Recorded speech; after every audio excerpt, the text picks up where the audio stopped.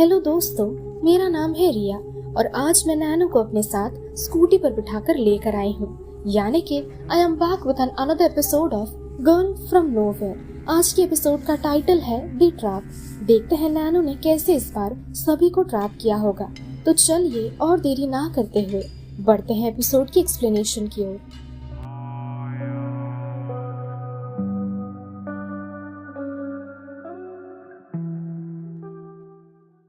Episode की शुरुआत में हम बैकग्राउंड में किसी लड़की को कहते हुए सुनते हैं, स्कूल एक शांत जगह है जहां वायलेंस नहीं होता है, जहां बेगुनाह लोग रहते हैं, लेकिन बाहरी लोग के स्कूल में आने के बाद ही वायलेंस चला आता है। इस दौरान स्क्रीन पर कोई स्टूडेंट्स को स्टैब करके मार रहा था, जिसे देख बाकी स्टूडेंट्स भागने लगते हैं। अब सीन के शिफ्ट होते ही हम को नामक लड़के को स्कूल में देखते हैं, जो क्लास के दौरान पैर फैलाकर क्लास में बैठा था। टीचर कोह को अपना काम करने को कहते हैं, लेकिन कोह उल्टा टीचर से जबान लड़ाकर उन्हें ही उल्टा सुना देता है, जो कि कोह टीचर की बात नहीं मान रहा था। तो टीचर कहते हैं, जब तक कोह अपना काम खत्म नहीं करता है तब तक मैं क्लास के किसी भी स्टूडेंट को घर जाने नहीं दूंगा। सभी स्टूडेंट्स कोह से रिक्वेस्ट करते हैं अपना क्लास वर्क खत्म करने के लिए, और तभी एकदम से क्लास में 2-4 स्टूडेंट्स हड़बड़ाहट में भागकर क्लास में घुसने लगते हैं, जिनमें से एक स्टूडेंट थी हम सब की चहेती नैनो। ये स्टूडेंट्स टीचर्स को बताते हैं कि जेल का एक कैदी जेल से भागकर स्कूल में घुस आया है और वो स्कूल यूनिफॉर्म पहनकर स्टूडेंट्स को छुरी घोंपकर मार रहा है। टीचर सभी स्टूडेंट्स को दरवाजा बंद करके डेस्क और चेयर से दरवाजा ब्लॉक कर देने को कहते हैं। साथ ही सभी नीचे बैठ जाते हैं, जिससे कि ये लोग आसानी से ना दिख सके। दोस्तों, इस दौरान को उन लड़कियों की बातों पर विश्वास नहीं करता है और वो अपने ही एटीट्यूड में धुत होकर क्लास से बाहर निकलने ही वाला होता है कि तब स्कूल में अनाउंस किया जाता है कि स्कूल में जेल से भागा हुआ एक सीरियल किलर घुस आया है। तो सभी सावधान रहे। सभी स्टूडेंट्स के पास फोन था, लेकिन नेटवर्क ठीक ठाक ना होने की वजह से ये लोग पुलिस को कॉल नहीं कर पा रहे थे। साथ ही स्कूल के प्रिंसिपल ने पुलिस को कॉल किया था, लेकिन बच्चों की सेफ्टी के कारण वो लोग स्कूल पर अटैक नहीं कर पा रहे थे। नैनो सभी को बताती है कि पिछले हफ्ते किसी दूसरे स्कूल में भी ऐसा हुआ था। कोई यूनिफॉर्म पहनकर स्टूडेंट्स के गले में छुरी घोंपकर मार रहा था, जिसका किसी को भी अंदाजा नहीं था कि आखिर ये सीरियल किलर कौन है। लेकिन जितनों को भी उस मर्डरर ने मारा है, वो सभी पर कई बार स्टैब करता है। वो सभी को मर्डरर के बारे में इस तरह से बताने लगती है कि सभी डर जाते हैं और उसे चुप करने को कहते हैं। तभी कुछ स्टूडेंट्स के फोन पर मैसेज आता है कि मर्डरर उन्हीं के फ्लोर पर जा रहा है। ये सभी बेहद घबरा जाते हैं और क्लास टीचर की बेटी भी घबराने लगती है। वो काफी छोटी थी, उसे शांत करना भी सभी के लिए बहुत मुश्किल हो रहा था। उसकी आवाज सुन एक स्टूडेंट बाहर से दरवाजा खोलने की कोशिश करता है, क्योंकि उसे मदद की जरूरत थी, जो कि मर्डरर उसके आसपास ही था। लेकिन टीचर बाकी स्टूडेंट्स को दरवाजा खोलने से मना करते हैं, जो कि हो सकता है ये स्टूडेंट नहीं बल्कि मर्डरर हो, और टीचर अपनी बेटी की जान खतरे में डालकर ऐसा नहीं करना चाहते थे। को क्लास टीचर से कहता है, आप कितने सेल्फिश हो, आप अपनी बेटी के अलावा बाकी स्टूडेंट्स की जान की परवाह कर ही नहीं रहे हो। को और टीचर इस बात पर झगड़ने लगते हैं, जिसका वीडियो भी बनाया जा रहा था। साथ ही टीचर कुछ ज्यादा ही एग्रेसिवली रिएक्ट करते हैं। तभी नैनो दोनों को झगड़ने से मना करती है, क्योंकि बाहर खड़ी लड़की जिन लोगों से मदद मांग रही थी, अब उसके चिल्लाने का शोर भी नहीं आ रहा था। यानी कि हो सकता है कि वो लड़की मार दी गई है।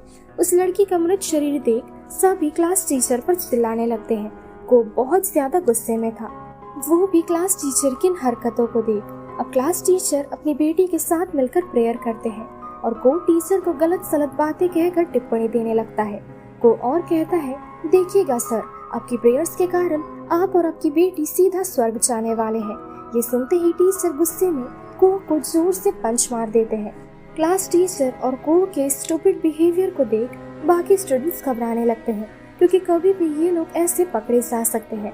जैसे तैसे करके को और टीचर को बाकी स्टूडेंट्स रोकते हैं और नैनो कहती है कि हमें अब खुद को प्रोटेक्ट करने के लिए कुछ वेपन्स का जुगाड़ करना चाहिए, क्योंकि मुसीबत में वो काम आएंगे। अब ये सभी एक एक कर कुछ चीजें कलेक्ट करते हैं, जैसे कि कैंची, थर्माकोल कटर, बॉक्स कटर वगैरह वगैरह। अब समय बीतता जाता है और रात हो जाती है। सभी काफी हद तक थक चुके थे। उस दौरान क्लास टीचर की बेटी अपने पापा से कहती है कि उसे भूख और प्यास लगी है क्लास टीचर क्लास में मौजूद स्टूडेंट्स से खाने और पीने के लिए कुछ चीजें मांगते हैं, लेकिन कोई भी क्लास टीचर को ये चीजें देने को तैयार ही नहीं था, जो कि टीचर ने उस लड़की के साथ ऐसा किया था। कुछ देर बाद सभी डिस्कशन करते हैं कि शायद ये सही मौका है बाहर भागने का। हालांकि सभी जाने को तैयार नहीं थे, लेकिन कोह कहता है कि हमें अब एक साथ मिलकर बाहर जाना ही होगा। उसकी आइडिया सुन सभी कहते हैं कि हम तो अभी बाहर नहीं जाने वाले हैं। अगर जाना है तो तुम अकेले बाहर जाओ और किसी को बुला कर लाओ जो हमारी मदद कर सकेगा। कोह अकेले नहीं जाना चाहता था, तो क्लास टीचर कहते हैं कि क्यों ना एक वोट किया जाए। सभी कोह के लिए वोट करते हैं कि कोह को अकेले बाहर जाना चाहिए। कोह अकेले बाहर जाने को तैयार नहीं था। ये देख नैनो उसे भड़काते हुए कहती है कि मुझे कोह के लिए बहुत बुरा लग रहा है, कैसे तुम्हारे दोस्त इतने इमोशनलेस हो सकते हैं। ये सुन बाकी स्टूडेंट्स नैनो से पूछते हैं कि तुम्हें अगर इतना ही बुरा लग रहा है तो तुम कोह के साथ जाओ। नैनो कहती है मैं तो चली जाती उसके साथ, लेकिन तुम जैसे लोगों की मदद करके मुझे क्या मिलेगा। ये सुन कोह अब क्लास टीचर और अपने दोस्तों को अपने साथ चलने को कहता है, लेकिन कोई भी उसके साथ जाने को तैयार नहीं थे, क्योंकि कोई भी अपनी जान खतरे में डालना नहीं चाहता है। तभी क्लास टीचर कहते हैं कोह तुम्हारे लिए सभी ने वोट किया है तो तुम्हें बाहर जाना ही पड़ेगा। साथ ही अगर तुम बाहर जाते हो तो इस साल तुम्हें पास करवाने की गारंटी मेरी है। क्लास टीचर उसे लालच देते हैं। अब कोह बाहर निकलने लगता है, लेकिन जाने के दौरान वो घबराने लगता है, क्योंकि बाहर मारी गई उस लड़की की डेड बॉडी नहीं थी, यानी कि मर्डरर उसे लेकर गया है। और अब कोह को डर सा लग रहा है, क्योंकि कभी भी उन लोगों पर अटैक हो सकता है। कोह सभी से कहता है कि अब मैं तभी ही बाहर जाऊंगा जब आसपास का पूरा माहौल काफी देर तक शांत रहेगा। काफी समय तक इंतजार करने के बाद कोह बाहर जाने के लिए तैयार हो जाता है, लेकिन वो क्लास में मौजूद केओ नामक लड़की को उसके लिए दरवाजा खोलने को कहता है। केओ के दरवाजा खोलते ही उसे वो रूम से बाहर ढकेल कर दरवाजा अंदर से लॉक कर देता है। केओ चिल्ला कर अपने दोस्तों को दरवाजा खोलने को कहती है, लेकिन कोह दरवाजा खोलने को नहीं देता है। अब काफी समय बीत चुका था। केओ भी वहाँ से चली गई थी। वो अपनी दोस्तों को वीडियो कॉल करके बताती है कि पूरा स्कूल सिर्फ सन्नाटा और अंधेरे से छाया हुआ है। स्कूल में सभी लोग मर चुके हैं। इस दौरान केओ एक रूम में जा रही थी जहाँ बहुत ज्यादा अंधेरा छाया हुआ था। केओ की दोस्तों से मना करती है, लेकिन छिपने का उसके पास इसके अलावा कोई और रास्ता नहीं था। तभी एकदम से नेटवर्क चला जाता है और कॉल यही कट हो जाता है। केओ की सारी दोस्त कोह पर गुस्सा करने लगती है, क्योंकि उसकी वजह से केओ इतनी बड़ी मुसीबत में फंस गई।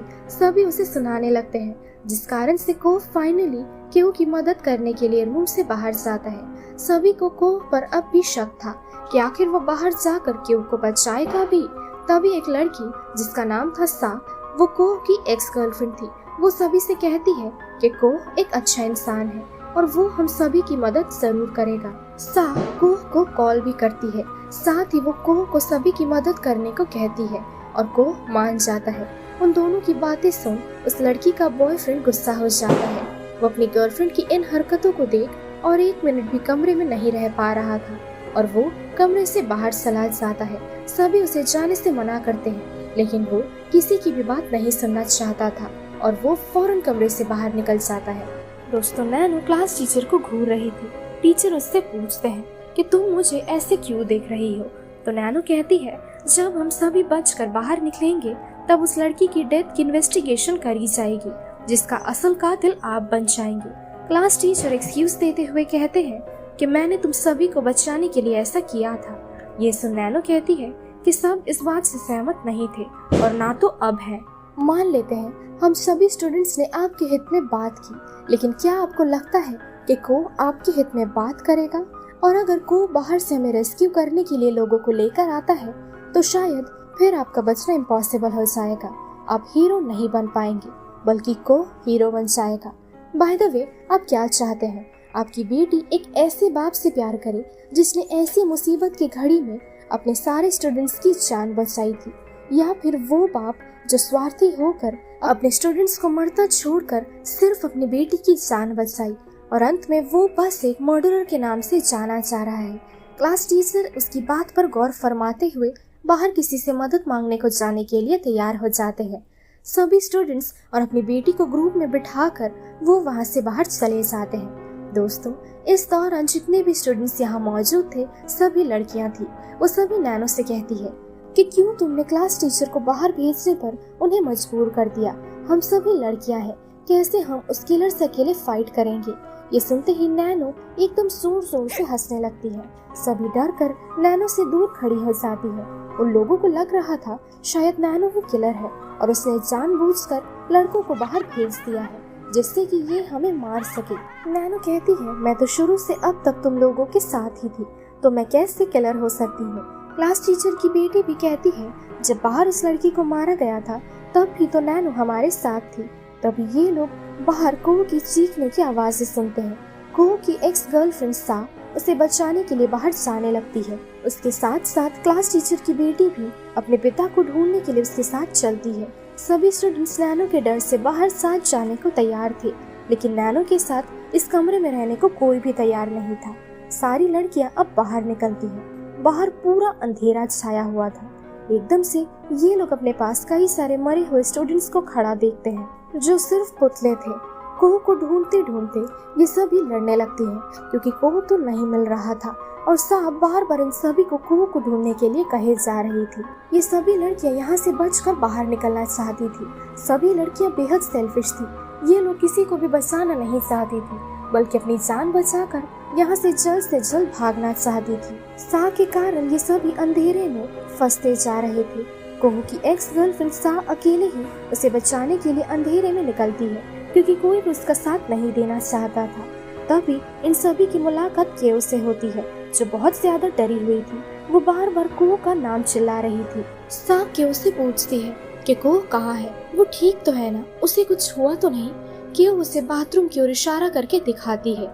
ये सभी बाथरूम में जाकर चेक करते ही कोहो की लाश देखते हैं। उसे बहुत बेरहमी से मारा गया था। कोहो की लाश देख सा कुछ हद तक ट्रॉमा में चली गई थी और उसका बॉयफ्रेंड उसे संभाल रहा था। कुछ देर बाद ये लोग न्यूज में देखते हैं कि वो सीरियल किलर जो जेल से भागकर स्कूल के बच्चों को मार रहा था, वो पुलिस से भागने के दौरान छत से गिरकर मर चुका है और अब डरने की कोई बात नहीं है। सब कुछ फिलहाल अंडर कंट्रोल है और किलर ने जितनों पर भी अटैक किया था सभी ठीक है अब। साथ ही जो लड़की कमरे के बाहर क्लास टीचर से मदद मांग रही थी वो असल में किलर द्वारा मारी नहीं गई थी बल्कि उसे अस्थमा अटैक आने के कारण उसका वैसा हाल हुआ था और वो वहाँ बेहोश हो गई थी। और जैसे ही वो ठीक हो गई वो वहाँ से खुद उठकर बाहर चली आती है। सभी ठीक थे तो ये देख नैनो कहती है कि आखिर कोहो को इतनी बेरहमी से किसने मारा। नैनो 3 पॉसिबिलिटीज हम सभी को दिखाती है। पहला, सा के बॉयफ्रेंड ने अपने जेलसी के कारण कोहो को गुस्से में बदला लेने के लिए जान से मार दिया।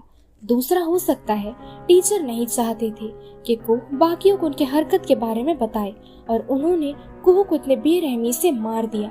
और आखिर में ऐसा हो सकता है कि शायद केओ के साथ कोहो ने जो किया था उस गुस्से में केओ ने ही शायद कोहो की हत्या कर दी। इन तीनों पॉसिबिलिटीज में से कुछ भी हो सकता है क्योंकि एक बात साफ साफ साबित हो चुकी है जो कि था सीरियल किलर ने किसी भी स्टूडेंट को जान से नहीं मारा है। भले ही उसने कुछ स्टूडेंट को इंजर्ड जरूर किया था लेकिन वो सभी फिलहाल ठीक थे। दोस्तों, आप सभी को क्या लगता है कोहो को किसने जान से मारा था? ये हमें कमेंट सेक्शन में जरूर बताइएगा। Now coming back to the episode, Nano कहती है कि एक लड़की वीडियो रिकॉर्ड कर रही थी लेकिन स्कूल की अफरा तफरी में उसका फोन यहीं पास ही ड्रेन में गिर गया था। उस फोन पर रिकॉर्डर चालू था जिसे देख हमें पता चल जाएगा कि आखिर कोहो का मर्डर किसने किया है। लेकिन फिलहाल वो फोन ड्रेन में गिरा हुआ है। उसे निकालने के लिए उसे किसी बच्ची की जरूरत है जिसका हाथ छोटा हो, जो कि यहाँ पर बच्ची थी क्लास टीचर की बेटी। तो नैनो क्लास टीचर की बेटी को अपने साथ ले जाकर वो फोन निकालने को कहती है। वो बच्ची नैनो से पूछती है, ये फोन तो आपका नहीं है, फिर आप इसे निकालने की कोशिश क्यों कर रहे हो?